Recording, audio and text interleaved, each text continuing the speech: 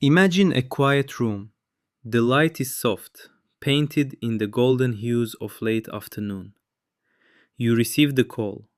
You read the letter. You finally hear the words you have spent years whispering to the stars. The universe has answered. The good news has arrived. But instead of the weightless relief you anticipated, a strange, quiet chill creeps into your veins. Your heart races, not just with triumph, but with a sudden, inexplicable dread. Why do we tremble at the gates of our own answered prayers? To understand this paradox, we must first forgive our own minds.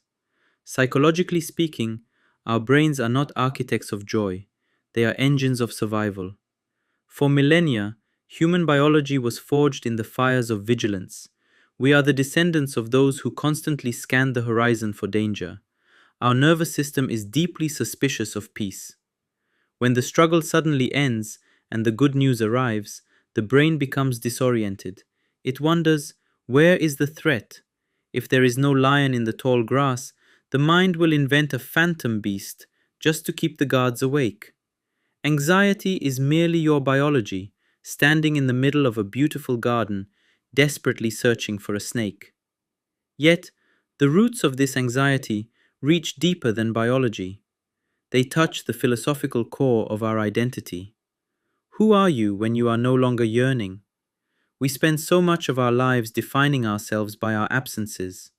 We are the struggling artist, the lonely romantic waiting for a soulmate, the underdog fighting for a breakthrough. Longing gives us a narrative, it gives us a compass. When you get exactly what you want, that old version of you must die. The arrival of good news forces an existential crisis. To accept the joy is to step into the terrifying unknown of a new identity. We become anxious because we are mourning the loss of the familiar, even if that familiar was bathed in sorrow. We are homesick for our own longing. And then there is the profound vulnerability of having. When we are dreaming, we are invincible. Desire is a shield. It keeps our eyes fixed on a distant horizon, protecting us from the fierce, blinding reality of the present moment. But when the dream becomes flesh, the distance collapses. To hold something beautiful is to realize, with terrifying clarity, that the hands holding it are mortal. Think of the moment you first realize you have fallen deeply in love. It is an ecstasy unmatched, yet it is almost instantly followed by a quiet terror. You suddenly have so much to lose. The higher the altitude of our joy, the more fatal the potential fall. Psychologists call it the upper limit problem. We each have an internal, invisible thermostat for how much happiness, love, or success we believe we subconsciously deserve. When life suddenly turns the dial past our comfortable temperature, an alarm rings. We feel unworthy of the warmth. We feel like imposters in our own triumphant lives. So, we subconsciously try to cool the room back down. We pick a fight with a partner right after a perfect weekend. We fixate on a minor flaw in a massive victory. We invite anxiety in, because anxiety feels like paying a tax on our happiness, a way to bargain with fate, hoping that if we suffer just a little, the universe won't take the joy away.